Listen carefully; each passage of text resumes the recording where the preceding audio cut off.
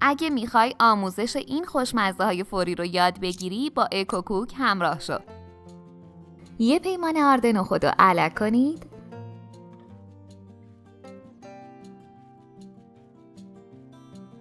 دو قاشق غذاخوری آرد ذرت رو هم علک کنید.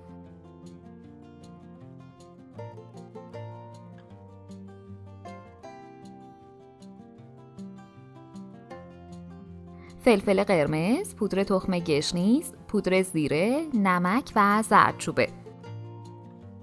مخلوط کنید.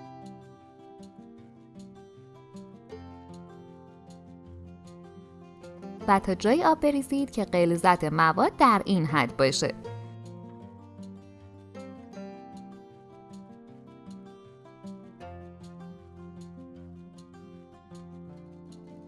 کمی فلفل سبز رنده شده، مقداری گشنیز خرد شده اضافه و یک دست کنید.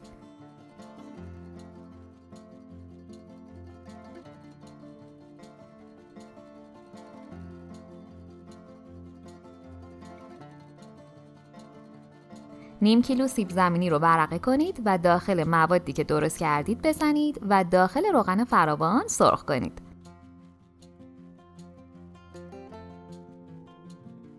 اگه هر روز سر درست کردن غذا کلی فکر میکنی و نمیدونی چی درست کنی، پیشنهاد میکنم کانالمون رو که کلی غذاهای فوری و جدید که همگی با مواد در دسترس و ساده درست میشه رو داشته باشی که مطمئنم خیلی به کارت میاد.